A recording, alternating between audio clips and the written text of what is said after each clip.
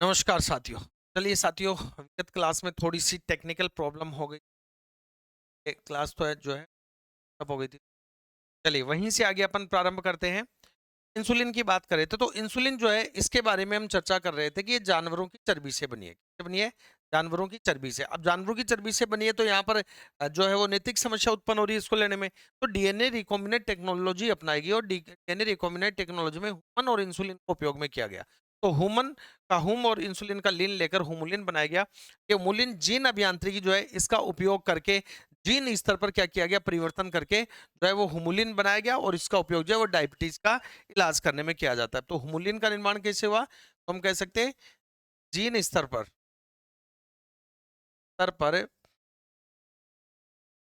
परिवर्तन कर जीन स्तर पर परिवर्तन करके जीन का का निर्माण किया गया का निर्माण किया गया तो मधुमेह की डायबिटीज, तो मधुमेह यानी डायबिटीज के इलाज में उपयोगी है। इसके इलाज में डायबिटीज के इलाज में उपयोगी है। तो इस तरह से जीन स्तर पर जो चेंजेस किया अपन ने, जीन स्तर पर परिवर्तन करके क्या क्या किया हमने, हुमुलिन बना लिया। डायबिटीज इंसिपिडस जो है इसमें एक तो क्या होती है, पोलीडाइप्सिया होता है। पोलीडाइप्सिया में क्या होता है, बार बार प्यास लगती है। क्या होती है? पोलीफेजिया। पोलीफेजिया में क्या होता है, बार बार भूख लगती है। होती है पोलीयूरिया, जिसमें बार बार टॉयलेट आता है, मूत्र आता है। ठीक है, तीन प्रकार की जो है वो डायबिटीज सामान्यतः आप लोगों को पता भी होगा। इसके अलावा आईवीएफ जो तकनीक है इसमें आपको दो चार बातें जो है वो विशेष रूप से याद रखनी है अगले पॉइंट के रूप में। एग्जाम ओरिएंटेड जो चीज़ है वो मैं आपको बता रहा हूँ।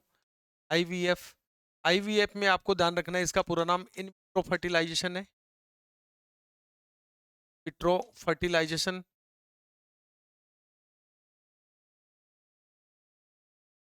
विट्रो फर्टिलाइजेशन है, यानी इसको हिंदी में कहेंगे पात्रे निषेचन। क्या कहेंगे इसको? हिंदी में इसको पात्रे निषेचन कहेंगे। इसके अंदर आपको जो मेन चीज याद रखनी है, एक तो ये ध्यान रखनी है कि सबसे पहले कहाँ उपयोग किया गया। तो सबसे पहले इसका जो है वो यूएसए में, आईवीएफ का फर्स्ट जो है वो उपयोग किया गया यूएसए में, और सेकंड जो यूज किया गया आईवीएफ का वो इंडिया में। यहाँ पर इंडिया में। अब इसके जो खोज करता थे 1978 में इसकी खोज हुई थी, ब्रिटेन के अंदर हुई थी। तो खोज के बारे में लिखो, खोज 1978 कहाँ पर हुई थी? ब्रिटेन में। 1978 ब्रिटेन में खोज कहाँ हुई? 1978 में इसकी खोज होती है और ब्रिटेन में खोज होती है। पैट्रिक स्ट्रेप्टो जो है और इनके साथ एक थे रॉबर्ट एडवर्ड, इन दोनों ने इसकी खोज की थी। किसने? Patrick strepto. खोजकर्ता कौन थे? Patrick strepto. पैट्रिक स्ट्रेप्टो, ठीक है, पैट्रिक स्ट्रेप्टो। और एक कौन थे? एक थे रॉबर्ट। दोनों ने, पैट्रिक स्ट्रेप्टो और रॉबर्ट एडवर्ड जो है, इन दोनों ने इसकी क्या की थी? खोज की थी।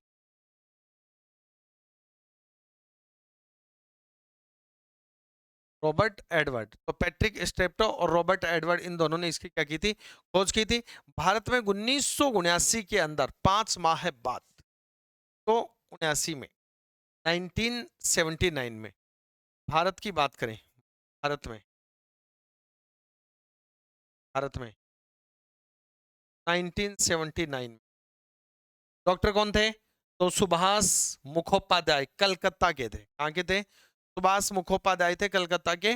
और उन्होंने की थी, साउथ में एक मूवी भी बनी है इस पे, सुसाइड कर ली थी इन्होंने इन कारणों से, लोगों से परेशान होके। ये कलकत्ता के थे। भारत में जब आईवीएफ हुआ तो इस आईवीएफ तकनीक से जिसका जन्म हुआ वो थी कन्नुप्रिया अग्रवाल। दुर्गाष्टमी के दिन इसका जन्म हुआ, इसलिए इसको दुर्गा नाम से भी जाना जाता है।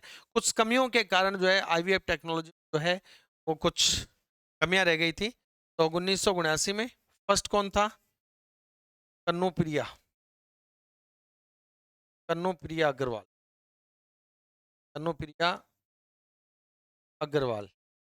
ठीक है, किसी का नाम दुर्गा, दुर्गाष्टमी के दिन हुई थी। कई बार विकल्प नाम मिले तो हर्षा, हर्षा ये नाम भी लिखा हुआ जाता है। ब्रिटेन में जो प्रथम शिशु जन्म लिया आईवीएफ से वो था Louise Joy Brown, Joy Brown. Britain में जन्म लेने वाले प्रथम आईवीएफ शिशु का नाम क्या था? लुइस जॉय ब्राउन था। ठीक है, अब यहाँ ये जो क्या मामला है कनुप्रिया अग्रवाल, दुर्गा और हर्षा, यहाँ देखिए, यहाँ पर ये मामला मैं आपको अलग अलग करके समझा देता हूँ कि आपको ये कंफ्यूज क्यों होता है। सबसे पहले जो आईवीएफ संतान थी वो कन्नुप्रिया अग्रवाल ही थी। दुर्गाष्टमी के दिन जन्म होने के कारण इसका नाम दुर्गा रख दिया गया, दुर्गा नाम से फेमस हो गया।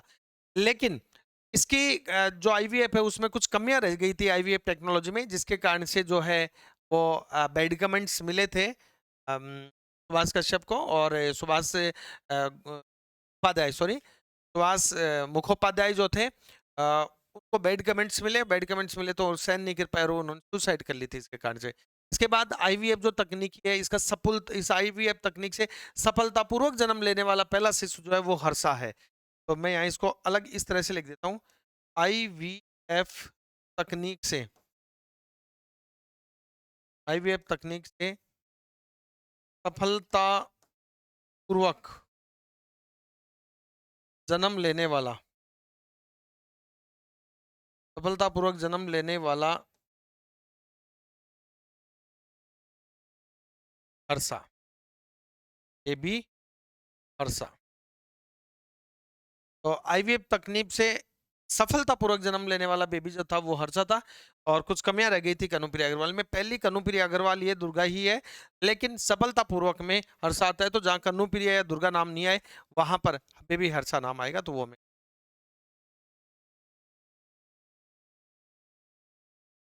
एक है क्लोनिंग। अब क्लोनिंग के अंदर क्या करते हैं साथियों, सिंपल सी बात है, एक वैज्ञानिक थे जिनका नाम था डॉक्टर इयान विल्मुट। उन्होंने क्लोनिंग की खोज की थी, क्लोनिंग की।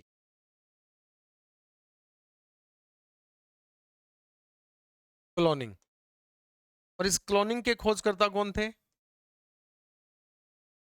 खोजकर्ता डॉक्टर इयान मुलमुट। कौन थे? Doctor Ian Wilmut, doctor Ian Wilmut. इन्होंने क्या किया, इन्होंने स्तंभ कोशिका से, कौन सी सेल से? स्टेम सेल से, स्टेम सेल से हूबहू हूबहू नए जीव का निर्माण, नए जीव का निर्माण। तो स्टेम सेल से हूबहू नए जीव का जो निर्माण होता है वही क्या कहलाता है? क्लोनिंग कहलाता है। सबसे पहले क्लोनिंग हुई साथियों कब? 1996 में। खोज कब हुई इसकी? तो खोज हुई 1996 में। और क्लोनिंग जो है वो उसमें सबसे पहले किसका जन्म हुआ? तो वो हुआ भेड़ में की गई, और डोली का जन्म हुआ। भेड़ की एक शिशु थी, मेमना थी, जिसका नाम था डोली। और इस डोली का जो जन्म होता है वो होता है 1997 में, 1997 में। 1996 में क्लोनिंग की खोज हुई, 1997 में डोली का जो है वो जन्म होता है, और 2003 में डोली की मृत्यु हो जाती है जुकाम लगने के कारण। डोली की मृत्यु 2003 में, 2003 में लगभग 6 साल के बाद में जो है वो डोली की क्या हो जाती है? मृत्यु हो जाती है। भेड़ की स्तन की कोशिका ली, इन्होंने क्या किया, इन्होंने भेड़ की स्तन की कोशिका ली, और स्तन की कोशिका लेकर उससे नया जो है वो भेड़ बनाया। जो डोनर भेड़ थी उसकी उम्र 8 से 10 वर्ष थी, और जो डोली थी, अब यहाँ से बहुत शानदार चीज पूछता है कि इन्होंने क्लोनिंग के लिए क्या लिया, तो यहाँ हम लिखेंगे क्लोनिंग हेतु, क्लोनिंग हेतु। तो क्लोनिंग हेतु भेड़ के स्तन की, भेड़ के स्तन की स्टेम सेल ली, भेड़ के स्तन की स्टेम सेल ली। अब जो भेड़ डोनर था इसकी स्टेम सेल ली गई थी, जो भेड़ क्या था? डोनर था, जिसकी स्टेम सेल ली गई। ध्यान से समझना इस मामले को। तो भेड़ डोनर था, डोनर भेड़। कौन सा donor? Stem cell donor, stem cell donor भेड़। तो जो स्टेम सेल डोनर भेड़ था, इसकी उम्र कितनी थी? तो इसकी उम्र थी 8 से 10 वर्ष के आसपास थी। कितनी थी? 8 से 10 वर्ष। और 8 से 10 वर्ष होने के कारण इससे जो डोली बनी, उसकी जैविक उम्र की बात करें तो इस स्टेम सेल से क्या बनी? डोली। अब इस डोली की दो तरीके की जो है वो उम्र हो गई। एक तो हो गई जैविक उम्र। अब जैविक उम्र तो चूंकि उसका जन्म ही हुआ इसलिए 0 वर्ष कहेंगे। भाई जन्म ही हुआ है तो 0 वर्ष कहेंगे। लेकिन आनुवंशिक उम्र देखें अगर इस डोली की, हम क्या देखें, हम इसकी आनुवंशिक उम्र, आनुवंशिक उम्र देखें तो डोली की आनुवंशिक उम्र है 8 से 10 वर्ष। तो डोनर जो है, जो डोनर है उसकी जो एज है वही आनुवंशिक जो है वो उम्र होगी। जैविक उम्र की बात अलग हो गई, ठीक है, लेकिन आनुवंशिक उम्र वही होगी जिसका हमने क्या लिया है, जो जेनेटिकल पार्ट लिया है। ठीक है। देखो भारत में NDRI, national dairy research institute है करनाल में, वहां पर भी जो है वो क्लोनिंग की गई है। और प्रथम प्रयास जो है उसमें भैंस की क्लोनिंग की गई थी, जिसमें पहली जो भैंस थी जिसका क्लोन बनाया गया था वो, उसका नाम था, जो क्लोन थी उसका नाम था प्रथमा 2003। और दूसरी जो भैंस बनाई गई वो उसी के जैसी थी, इसलिए उसका नाम समरूपा 2009 रखा। लेकिन दोनों असफल हो गए थे। क्या हो गए थे? दोनों असफल हो गए थे। 2009 में भैंस का पहला एशिया में फर्स्ट कह दो क्लोन बनाया गया, जिसका नाम था गरिमा फर्स्ट। क्या नाम था? गरिमा फर्स्ट। और सन 2012 में गरिमा फर्स्ट से एक और नया क्लोन जो है वो बनाया गया, वो गरिमा सेकंड। ठीक है। और उसका नाम महिमा भी है, गरिमा महिमा ऐसे भी है।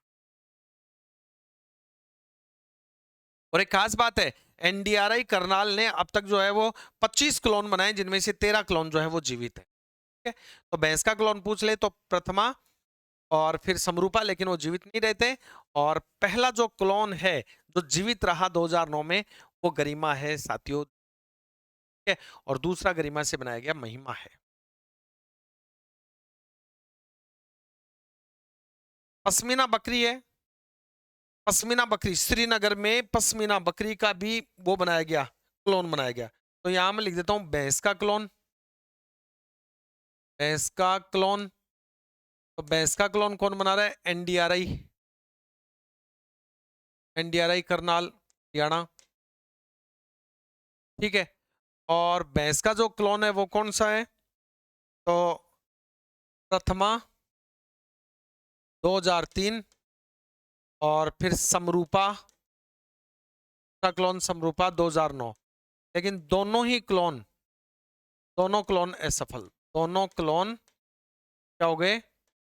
असफल हो गए, दोनों क्लोन असफल। फिर 2009 में गरिमा, गरिमा 2009 के सफल। और एशिया का पहला क्लोन, एशिया का भैंस का पहला क्लोन, भैंस का फर्स्ट क्लोन था ये। ठीक है। फिर इसके बाद में 2012 में गरिमा सेकंड, सेकंड को गरिमा फर्स्ट भी कह सकते हो, गरिमा सेकंड या महिमा, महिमा 2012, ये भी सफल क्लोन था।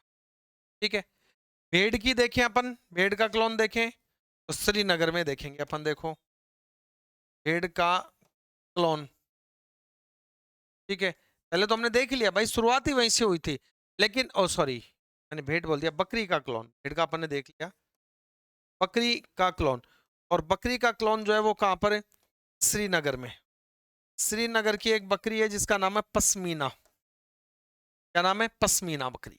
और इस पश्मीना बकरी जो है वो ऊन के लिए प्रसिद्ध है, पश्मीना बकरी। और ये जो पश्मीना बकरी है, इस पश्मीना बकरी से एक क्लोन बनाया है, इसका एक क्या बनाया गया? क्लोन। और जो पश्मीना बकरी का क्लोन बनाया गया उसका नाम रखा गया नूरी। क्या रखा गया? नूरी। क्या नाम रखा गया? नाम रखा, नाम रखा गया। तो श्रीनगर की जो पश्मीना बकरी है उसका जो क्लोन बनाया उसका नाम नूरी रखा गया। क्या रखा गया? नूरी। एक 3 पेरेंट बेबी होता है, 3 जनक और एक संतान, ये क्या मामला है? देखो इसके बारे में आपको बता। 3 पेरेंट्स बेबी क्या है? अगला हेडिंग लगाएं, 3 पेरेंट्स बेबी।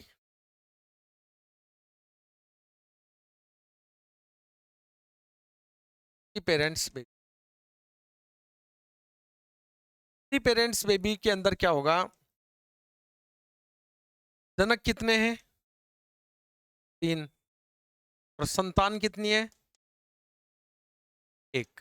ये क्या मामला है, देखो 3 पेरेंट बेबी जो है इसे एमआरटी, माइट्रोकॉन्ड्रियल रिप्लेसमेंट थेरेपी, या इसी को एमडीटी, माइट्रोकॉन्ड्रियल डोनेशन ट्रीटमेंट भी इसको कहते हैं। 2016 में इसकी खोज होती है। इसे क्या क्या कहते हैं, इसे एमडीटी, क्या कहते हैं इसको, एमडीटी या एमआरटी, एमआरटी कहते हैं, यानी माइट्रोकॉन्ड्रिया का ट्रांसप्लांट हो रहा है इसके अंदर।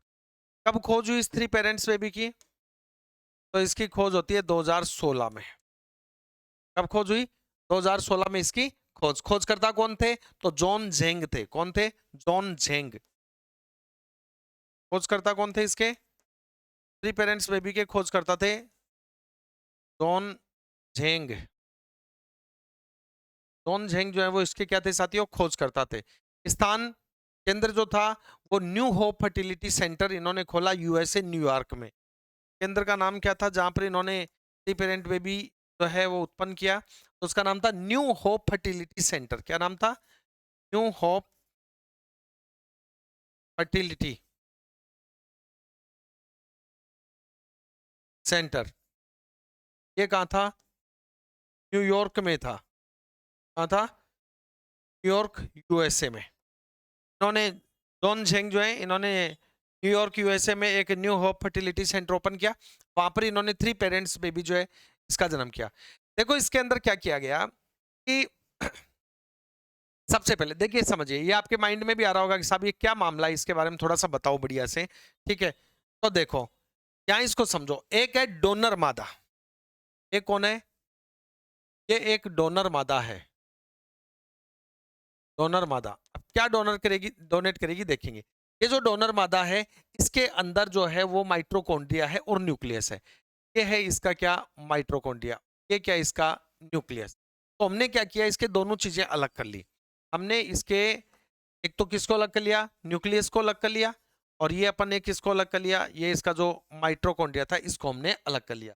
ठीक है, यहाँ पर हमने क्या किया, ये जो माइट्रोकॉन्ड्रिया था, ये माइट्रोकॉन्ड्रियल प्लाज्मा, यानी कि हमने क्या किया, इसमें से न्यूक्लियस जो है इसको एग्जिट कर दिया, न्यूक्लियस को बाहर निकाल दिया। अब क्या बच गया, न्यूक्लियस को बाहर निकाला तो ये माइट्रोकॉन्ड्रिया बच गया इसमें, और साइटोप्लाज्म बच गया। तो हम कहेंगे माइट्रोकॉन्ड्रियल साइटोप्लाज्मा बचा कि नहीं बचा, ये माइट्रोकॉन्ड्रिया है। ये क्या है, ये माइट्रो माइट्रोकॉन्ड्रिया है। ये क्या है, ये न्यूक्लियस है। हमने न्यूक्लियस बाहर निकाल दिया तो क्या बचा, माइट्रोकॉन्ड्रिया, और बच गया साइटोप्लाज्म। तो ये बच गया माइट्रोकॉन्ड्रियल साइटोप्लाज्म। क्या बच गया, ये माइट्रोकॉन्ड्रियल साइटोप्लाज्म बच गया। अब इधर से हमने क्या किया, जो होस्ट माता है, यानी जो मूल माता है, ठीक है, उसका भी हमने ऐसे ही कुछ किया। ये है होस्ट माता,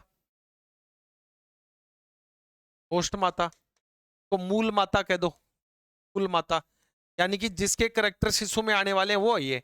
इसके अंदर भी क्या है, ये एक माइट्रोकॉन्ड्रिया है और ये इसका न्यूक्लियस है। क्या किया हमने, इसका जो न्यूक्लियस है इसको निकाला, न्यूक्लियस को निकाल लिया, और बाकी इधर कौन से बच गया, ये साइटोप्लाज्मिक जो है माइट्रोकॉन्ड्रियल साइटोप्लाज्म बच गया, माइट्रोकॉन्ड्रियल साइटोप्लाज्म बच गया। अब हमने क्या किया, हमने टेस्ट ट्यूब बेबी जो है प्रोसेस अपनाई। अभी क्या किया हमने, हमने टेस्ट ट्यूब बेबी, क्या किया हमने, हमने टेस्ट ट्यूब बेबी जो है वो प्रोसेस अपनाई। कैसे, यहां से हमने क्या लिया, यहां से हमने इसका, ये जो डोनर मादा थी इसका हमने माइट्रोकॉन्ड्रियल साइटोप्लाज्मा ले लिया, ये वाला भाग, ये लो साहब, ये ले लिया माइट्रोकॉन्ड्रियल, माइट्रोकॉन्ड्रियल साइटोप्लाज्मा। और इधर से जो होस्ट माता थी उसका हमने क्या लिया, न्यूक्लियस का हमने क्या ले लिया, का हमने न्यूक्लियस ले लिया। इसके न्यूक्लियस को हमने इसमें ट्रांसप्लांट किया, ठीक है, और फिर इसको कहां पर भेजा हमने, फिर हमने इसको भेजा किसमें, सैरोगेट मदर में। किसमें भेजा, सैरोगेट मदर।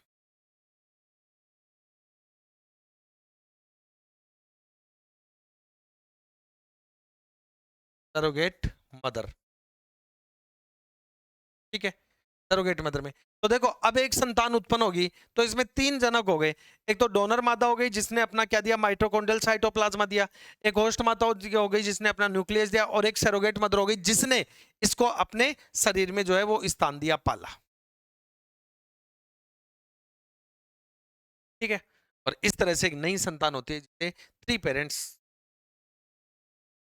हम स्टेम सेल्स के बारे में भी बार बार जो है वो बात कर रहे हैं, और स्टेम सेल्स की अगर हम चर्चा करें तो स्टेम सेल में मैं आपको मुख्य रूप से यही बता दूं कि ऐसी कोशिकाएं होती हैं जिनमें शरीर के अन्य सभी अंगों का निर्माण करने की क्षमता पाई जाती है, लेकिन इसमें अलग अलग प्रकार हो सकते हैं। जैसे हो सकता है टोटीपोटेंट स्टेम सेल जो होती है, जो पूर्ण क्षम होती हैं, यानी सभी अंगों का निर्माण कर सकने वाली होती है टोटीपोटेंट।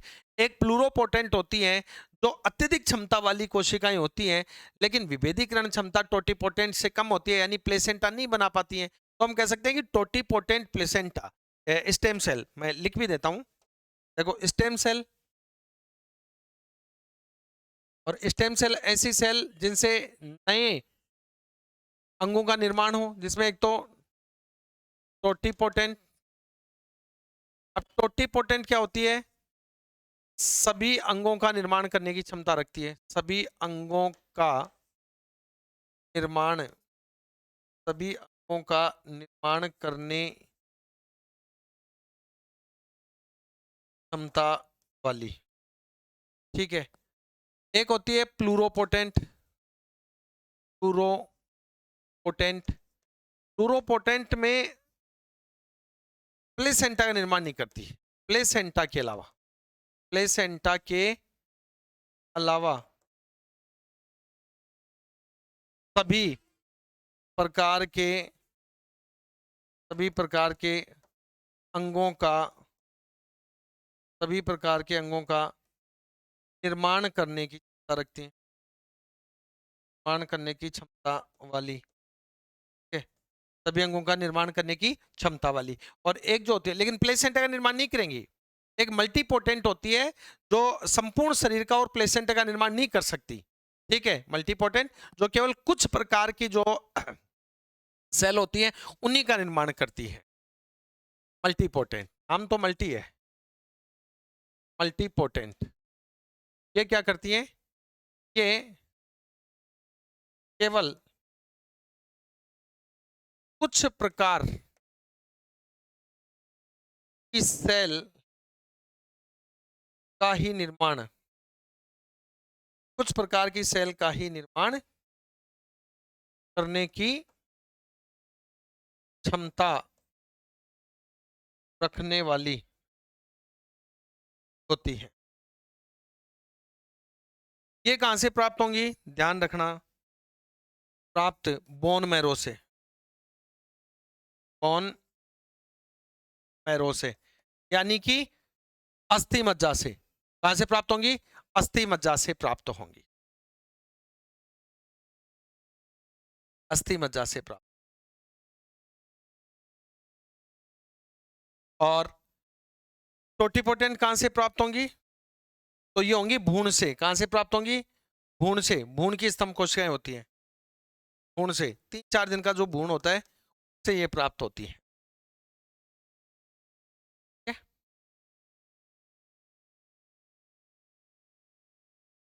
स्टेम सेल बैंक भी है भाई, ध्यान रखना, स्टेम सेल ये भी प्लूरोपोटेंट भी भ्रूण से होते हैं, लेकिन ये बड़े भ्रूण से, ये छोटे भ्रूण से प्राप्त होती है, ठीक है।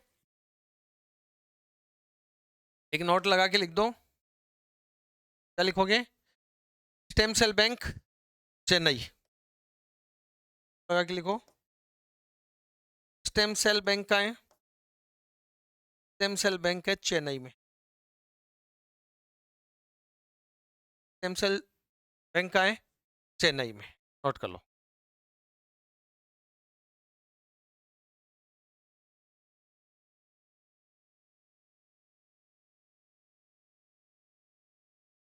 ठीक है, और एक है human genome project. Human genome project में तो मुख्य रूप से आपको याद जो रखना है वो ये याद रखना है कि कॉन्सेप्ट किसने किया, वॉटसन ने बाद में अलग जो है कॉन्सेप्ट दिया, एचजीबी का कॉन्सेप्ट वाटसन ने बाद में दिया, अलग दिया।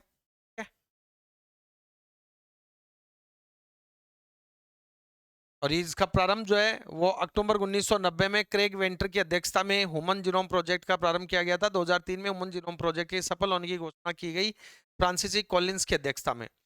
याद रखना, ह्यूमन जीनोम प्रोजेक्ट किसकी अध्यक्षता में, तो फ्रांसीसी कॉलिन की अध्यक्षता में 2003 में इसके सफल होने की घोषणा की गई। साथियों, के बाद आपको एचजीपी में ध्यान रखनी है। ठीक है, 2003 में ह्यूमन जीनोम प्रोजेक्ट का पहला फेज पूरा हुआ था।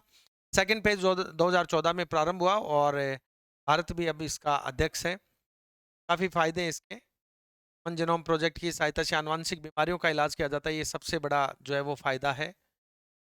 और डिजाइनर बेबी भी इससे उत्पन्न किए जाते हैं, और डिजाइनर बेबी को मान्यता देने वाला पहला देश इंग्लैंड है। डिजाइनर बेबी का मतलब हो गया कि आपको शिशु में क्या क्या परिवर्तन करने हैं, आपको शिशु में क्या क्या परिवर्तन है वो आप कर सकते हैं। ठीक है, अब जो ग्रीन बायोटेक्नोलॉजी थी उसके तहत अपन ने एक नाम पढ़ा था GMO. GMO genetical modified organism, में इसको कहते हैं आनुवांशिक रूपांतरित, आनुवांशिक रूपांतरित जीव। ठीक है, इसके एग्जाम्पल आपको याद रखने हैं, जैसे टी कपास, एक एग्जाम्पल है बीटी बैंगन, टी बैंगन, टी का पूरा नाम है बेसिलस थ्रूजिएंसिस, बता दूंगा मैं यहाँ पे। टी का पूरा नाम क्या है, टी में बी का नाम है सिलस और टी का अर्थ है केंसिस, केंसिस। ठीक है, बीटी कपास, बीटी बैंगन, फ्लावर सावर, फ्लावर सावर। ठीक है, इसके अलावा आपका गोल्डन राइस, राइस, अलावा आपका सुपर पोटैटो, सुपर पोटैटो के अलावा रोजी गाय, के अलावा ओनको माउस, को माउस, ये सारे जीएमओ के उदाहरण है। किस उदाहरण है, जीएमओ के। तो ये कपास है, ये बैंगन है, फ्लावर सावर क्या है, टमाटर है, ध्यान रखना क्या है, टमाटर है। ये क्या है, चावल है, चावल चावल है। सुपर पोटैटो क्या है, आलू है, क्या आकार का। रोजी गाय क्या है, गाय है। को माउस क्या है, चूहा है। ये सारे ऐसे जीव हैं जिनके आनुवंशिक भाग में रूपांतरण करके इनमें अलग अलग जो है वो करेक्टर डेवलप किए गए थे, इसलिए इनको जीएमओ कहा जाता है, जेनेटिकल मॉडिफाइड ऑर्गेनिज्म कहा जाता है। ठीक है साथियों, व्हाइट बायोटेक्नोलॉजी के अंतर्गत जो है वो औद्योगिक जैव प्रौद्योगिकी आती है, और औद्योगिक जैव प्रौद्योगिकी में हम जानते हैं यहाँ पर फ्रेगमेंटेशन चलेगा, किण्वन चलेगा, दूध से दही का निर्माण होगा, प्रोटियोजाइम्स होंगे, लाइपोजाइम्स होंगे, वसा प्रोटीन जो है वो उसको लाइपोजाइम कहते हैं, प्रोटीन और एंजाइम को प्रोटियोजाइम कहते हैं, ध्यान रखना। ठीक है, तो कई बार क्या होता है कि आपको ये पूछ लेता है कि व्हाइट बायोटेक्नोलॉजी जो है इसके अंदर एग्जाम्पल बताओ, तो किण्वन और खमीरीकरण, दूध से दही का बनना, ये सब जो है ये कहते हैं व्हाइट बायोटेक्नोलॉजी। तो ये जो पोर्शन था ये आपके बायोटेक का पोर्शन था। तो इन तीनों क्लासेस में मिला के आपका बायोटेक कंप्लीट होता है। एक क्वेश्चन आपको एग्जाम में यहाँ से लगभग संभावना रहती है, तो आपको यहाँ से जाएगा आराम। ठीक है, तो आगे अपन जो करेंगे नेक्स्ट अगली यूनिट।